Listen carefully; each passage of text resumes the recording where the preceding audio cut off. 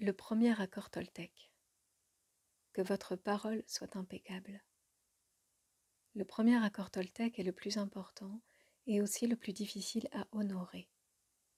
Il est si important qu'à lui seul, il vous permettra de transcender votre vie actuelle pour parvenir à ce niveau que j'appelle le paradis sur terre.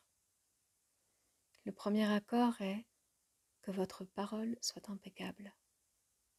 Voilà qui a l'air très simple, mais en réalité c'est très très puissant. Pourquoi faire attention à votre parole ? Votre parole est votre pouvoir créateur. C'est un cadeau qui vous vient directement de Dieu. Le livre de la Genèse, dans la Bible, parlant de la création de l'univers, dit « Au commencement était le Verbe, et le Verbe était avec Dieu, et le Verbe était Dieu. » La parole vous permet d'exprimer votre pouvoir créateur. C'est par elle que vous manifestez les choses. Quelle que soit votre façon de parler, votre intention se manifeste par la parole. Ce dont vous rêvez, ce que vous sentez et ce que vous êtes vraiment, tout cela se manifeste par la parole. La parole n'est pas seulement un son ou un symbole écrit. C'est une force. Elle représente votre capacité à vous exprimer et à communiquer, à penser et donc à créer les événements de votre vie. Vous êtes capable de parler. Quel autre animal sur Terre le peut-il ? La parole est votre outil le plus puissant en tant qu'être humain. C'est un instrument magique. Mais, comme une lame à double tranchant, votre parole peut créer les rêves les plus beaux ou tout détruire autour de vous. L'un de ces tranchants est son mauvais usage qui peut concrétiser l'enfer. L'autre est son usage impeccable qui crée la beauté, l'amour et le paradis sur terre. Selon la façon dont elle est utilisée, la parole peut vous libérer ou vous asservir plus que vous ne pouvez l'imaginer. Tout le pouvoir que vous disposez réside en elle. Votre parole est de la magie pure et son mauvais usage de la magie noire. La parole est si puissante qu'un seul mot peut changer une vie ou détruire l'existence de millions de personnes. Il y a quelques décennies, la parole d'un seul homme en Allemagne a manipulé toute une nation peuplée de gens très intelligents. Il les a conduits à la guerre, par la seule puissance de sa parole.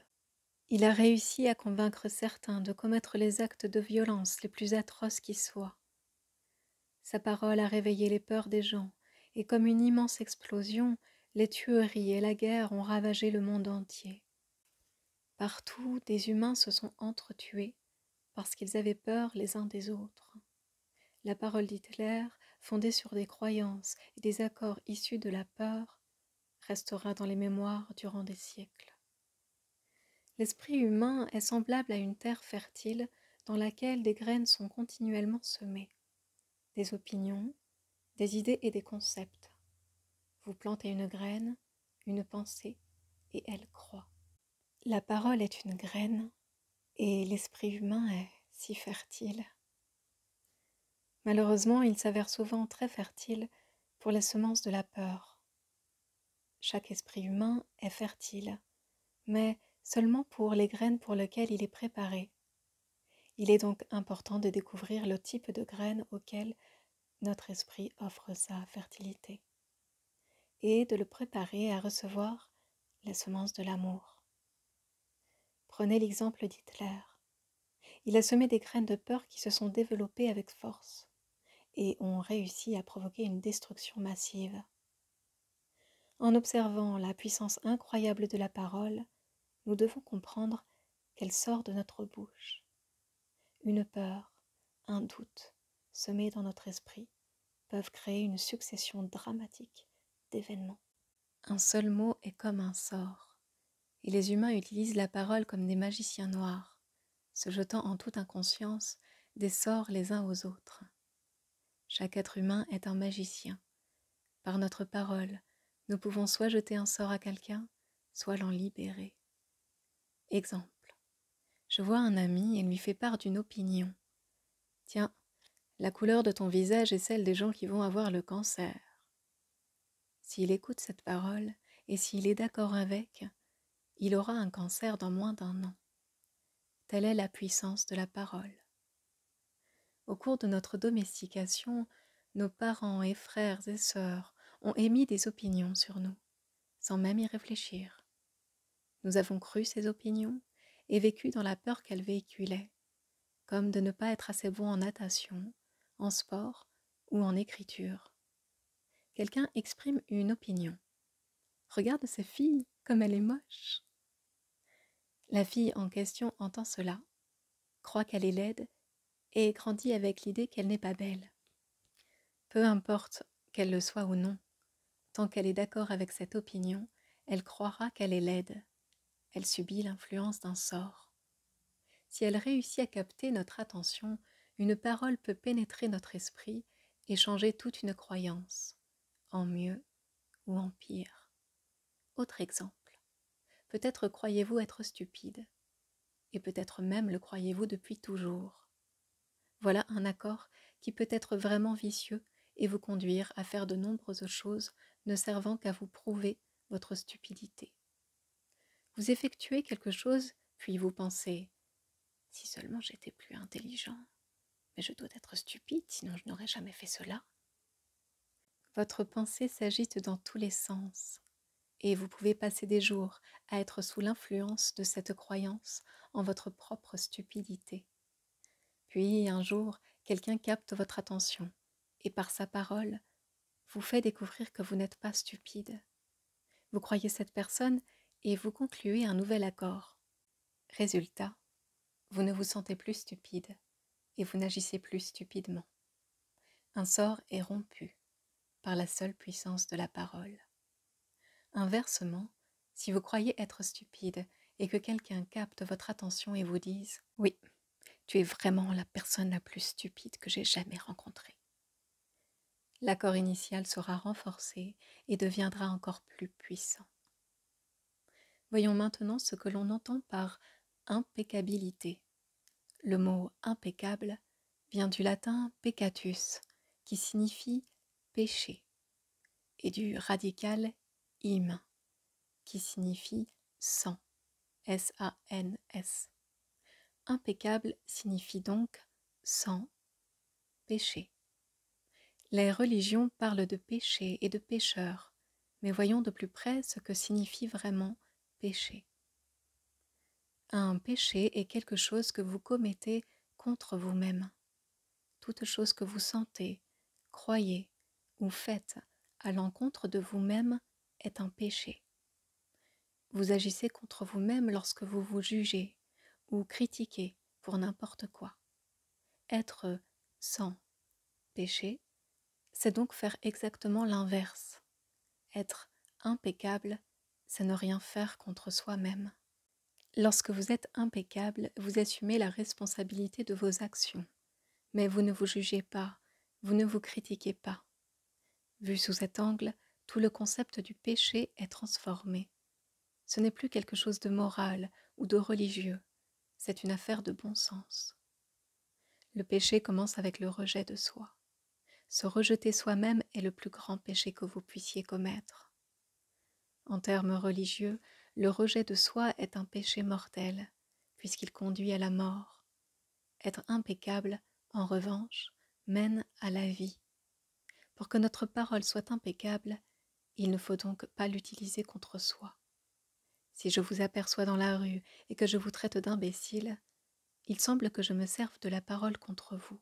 Mais en réalité, je l'utilise contre moi, car vous allez me détester et votre haine ne me fera aucun bien. Donc si je me mets en colère et que je vous envoie mon poison émotionnel par la parole, je l'utilise contre moi-même. Si je m'aime, j'exprimerai cet amour dans mes interactions avec vous, et ma parole sera impeccable. Car cette manière d'agir produira une réaction similaire. Si je vous aime, vous m'aimerez.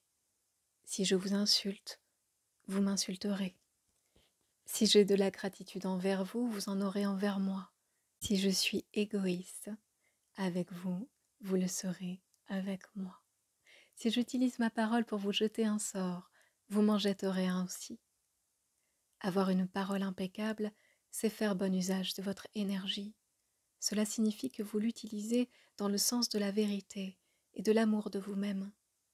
Si vous concluez cet accord avec vous-même, que votre parole soit impeccable, cette seule intention manifestera la vérité en vous et nettoiera tout le poison émotionnel qui subsiste en vous. Mais il est difficile de conclure cet accord, parce que nous avons appris exactement l'inverse. Nous avons appris le mensonge comme mode de communication avec les autres, et surtout avec nous-mêmes. Notre parole n'est pas impeccable. Le mauvais usage de la puissance de la parole crée l'enfer. On l'utilise pour médire, pour critiquer, pour culpabiliser, pour détruire. Bien sûr, on s'en sert aussi de la bonne manière, mais pas très souvent. On l'utilise surtout pour répandre du poison personnel, pour exprimer la colère, la jalousie, l'envie et la haine. La parole est pure magie. C'est le plus puissant cadeau donné aux humains, et on l'utilise contre soi-même. On planifie sa revanche, on crée le chaos par la parole. On se sert des mots pour attiser la haine entre races, personnes, familles, nations différentes. Nous faisons un mauvais usage de la parole si fréquent que nous créons et perpétuons un cauchemar d'enfer. L'utilisation négative de la parole nous maintient les uns les autres au fond du gouffre, dans un état de peur et de doute. La parole étant de la magie et son mauvais usage de la magie noire, nous pratiquons la magie noire en permanence, sans réaliser le moins du monde que notre parole est magique. Prenons l'exemple de cette femme intelligente et dotée d'un bon cœur. Elle avait une fille qu'elle adorait. Un soir, elle est rentrée chez elle après une très mauvaise journée de travail, fatiguée, remplie de tensions émotionnelles, avec un mal de tête abominable. Elle souhaitait un peu de paix et de calme, mais sa fille chantait et sautait joyeusement. Celle-ci ne se rendait pas compte de l'état dans lequel était sa mère. Elle jouait dans son propre monde, son propre rêve. Elle se sentait bien, elle sautait et chantait de plus en plus fort, exprimant toute sa joie et tout son amour. Elle chantait si fort qu'elle aggrava le mal de tête de sa mère, qui, au bout d'un moment, perdit contrôle. En colère, elle regarda son adorable fille et lui dit « Tais-toi, tu as une voix horrible, peux-tu simplement te taire ?» En réalité, c'est la tolérance de cette femme envers le moindre bruit qui était réduit à néant, et non la voix de sa petite fille qui était horrible. Mais cette dernière a cru ce que sa mère lui avait dit, et à cet instant, elle a conclu un accord avec elle-même. Après cet incident, elle n'a plus jamais chanté, car elle croyait que sa voix était horrible et qu'elle dérangerait quiconque l'entendrait. Elle devint timide à l'école, et si on lui demandait de chanter, elle refusait. Même parler aux autres devint difficile pour elle. Tout changea dans la vie de cette petite fille à cause de ce nouvel accord. Elle crut qu'elle devait réprimer ses émotions afin d'être acceptée et aimée. Chaque fois que l'on écoute une opinion et qu'on la croit, on conclut un accord qui s'intègre à notre système de croyances. Cette petite fille grandit, et bien qu'elle eût une belle voix, elle ne chanta plus. Elle développa tout un complexe à cause d'un seul sort.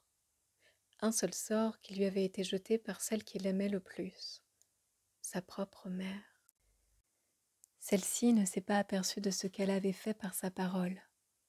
Elle n'était pas consciente d'avoir utilisé de la magie noire et d'avoir jeté un sort à sa fille. Elle ne connaissait pas la puissance de sa parole, et on ne peut donc la blâmer. Elle a agi comme sa mère, son père, et les autres avaient agi envers elle-même, de diverses manières. Eux aussi faisaient mauvais usage de leurs paroles. Combien de fois agit-on ainsi avec ses propres enfants? On leur fait part d'opinions négatives, puis ils portent en eux cette magie noire durant des années et des années. Des gens qui nous aiment pratiquent de la magie noire contre nous, mais n'ont pas conscience de ce qu'ils font. C'est pourquoi Il faut leur pardonner. Ils ne savent pas ce qu'ils font. Un autre exemple. Vous vous réveillez le matin, vous vous sentez toute heureuse. Vous êtes envahi d'un sentiment merveilleux et vous passez 1 heure ou 2 devant votre miroir à vous faire belle. Là-dessus, une de vos meilleures amies vous dit « Qu'est-ce qui t'arrive? Tu as une de ces têtes? Et regarde comment tu es habillée.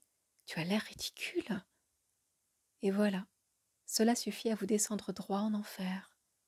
Peut-être que cette amie vous a-t-elle dit cela juste pour vous blesser. Et elle a réussi. Elle vous a transmis son opinion, soutenue par toute la puissance de sa parole. Si vous l'acceptez, vous concluez un nouvel accord et vous mettez alors votre propre pouvoir dans cette opinion. Celle-ci devient de la magie noire. Ce genre de sort est difficile à briser. La seule chose qui puisse le rompre est de conclure un nouvel accord fondé sur la vérité. La vérité est ce qu'il y a de plus important si l'on veut que sa parole soit impeccable. D'un côté se trouvent les mensonges, qui créent de la magie noire. De l'autre, la vérité qui a le pouvoir de rompre les sorts. Seule la vérité nous affranchira. Observez les interactions humaines quotidiennes et rendez-vous compte du nombre de fois où nous nous jetons des sorts les uns aux autres par nos propos. Cette façon d'agir a fini par devenir la pire forme de magie noire, que l'on appelle la médisance ou la propagation de rumeurs. La médisance est la pire magie noire, parce que c'est du poison pur. Nous avons appris cela en y donnant notre accord.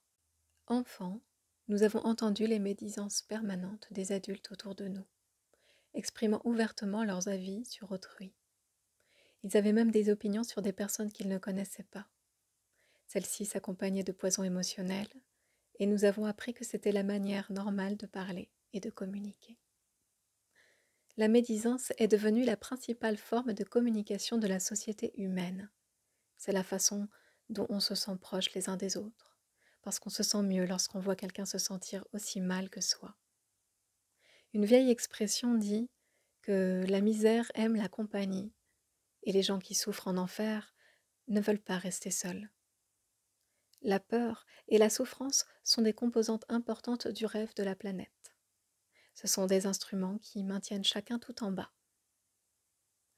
Si l'on compare l'esprit humain à un ordinateur, la propagation de rumeurs est l'équivalent d'un virus informatique. Ce genre de virus est une séquence informatique écrite dans le même langage que les autres codes, mais avec une intention négative. Ce code est inséré dans le programme de votre ordinateur quand vous vous y attendez le moins, et généralement sans même que vous en soyez conscient. Et votre ordinateur ne fonctionne plus correctement, voire même plus du tout, parce que tous ces codes s'embrouillent à force de messages contradictoires, de sorte qu'il ne peut plus rien en sortir de bon. La médisance fonctionne exactement de la même façon. Par exemple, vous allez démarrer un cours avec un nouveau professeur. Cela fait longtemps que vous vous en réjouissez. Le premier jour, vous croisez quelqu'un ayant suivi ce cours avant vous qui vous dit « Oh, ce professeur est un crétin tellement prétentieux. Il ne connaissait même pas son sujet. Et en plus, c'est un pervers, alors fais gaffe. » Les mots et le code émotionnel des propos de cette personne s'impriment immédiatement en vous. Mais vous n'êtes pas conscient de ce qui l'a poussé à vous parler ainsi. Peut-être est-elle en colère, car elle a échoué à ce cours. Ou peut-être prête-t-elle à ce professeur des intentions fondées sur la peur et les préjugés. Mais, ayant appris à ingurgiter ce genre d'informations depuis tout petit, une partie de vous croit cette rumeur, et vous allez suivre votre cours. À mesure que le professeur parle, vous sentez le poison monter en vous, sans être conscient de voir ce professeur à travers les yeux de la personne qui vous a rapporté cette rumeur. Puis, vous vous mettez à en parler à d'autres dans la classe, et eux aussi commencent à voir le professeur de la même manière, comme un crétin et un pervers. Vous voilà, détestant ce cours, que vous décidez finalement d'interrompre. Vous accusez le professeur, mais la faute en revient à la médisance. Tous ces ennuis peuvent être provoqués par un seul petit virus informatique. Un petit bout d'information mensongère peut détruire la communication entre deux êtres, infectant chaque personne qu'il rencontre et la rendant à son tour contagieuse. Imaginez que chaque fois que quelqu'un vous fait part d'une rumeur, il introduit un virus dans votre esprit, ce qui assombrit un peu plus la clarté de votre pensée. Puis, imaginez que pour clarifier votre propre confusion et être soulagé de ce poison, vous propagez la rumeur, le virus, à quelqu'un d'autre. Ensuite, imaginez ce processus se propageant sans fin à tous les humains sur Terre. Le résultat est un monde rempli d'individus ne pouvant lire de l'information qu'à travers des circuits encrassés par des virus empoisonnés et contagieux. Une fois encore, ce virus empoisonné est ce que les Toltecs appellent le mitoté, le chaos résultant de ces milliers de voix s'exprimant tout à la fois dans votre esprit. Il y a pire, les magiciens noirs ou pirates informatiques qui propagent délibérément des virus. Repensez à une fois où vous ou une de vos connaissances étiez en colère contre quelqu'un et vouliez votre revanche. Pour vous venger, vous avez dit quelque chose concernant cette personne, avec l'intention de répandre du poison et de faire en sorte que cette personne se sente mal. Enfant, on faisait cela sans y réfléchir, mais en grandissant, on apprend à calculer soigneusement ses efforts pour détruire autrui. Puis on se ment à soi-même en disant que cette personne a reçu une juste punition pour ses mauvais agissements. Lorsqu'on voit le monde à travers les yeux d'un virus informatique, il est facile de justifier le comportement le plus cruel. Ce que l'on ne voit pas, c'est que le mauvais usage de la parole nous enfonce chaque fois un peu plus profondément en enfer. Durant des années, nous avons subi les sorts et les médisances accompagnant la parole d'autrui, mais aussi ceux inhérents à notre manière de nous parler. On se parle en permanence, se disant des choses du style « Oh, j'ai l'air gros, oh, je suis moche, je vieillis, oh, je perds mes cheveux, je suis stupide, je ne comprends jamais rien, je ne serai jamais assez bon ou assez bonne, et je ne serai jamais parfait. » Vous voyez comment on utilise la parole contre soi? Il nous faut commencer à comprendre ce qu'est la parole et ce qu'elle fait. Si vous comprenez le premier accord, que votre parole soit impeccable, vous verrez tous les changements qui peuvent se produire dans votre vie. Des changements tout d'abord dans votre manière d'être avec vous-même et ensuite dans votre manière d'être avec les autres, surtout ceux que vous aimez le plus.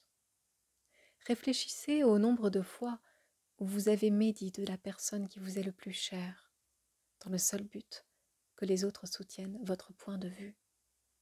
Combien de fois avez-vous capté l'attention d'autrui, puis répandu du poison sur celui ou celle que vous aimez, afin de conforter votre opinion?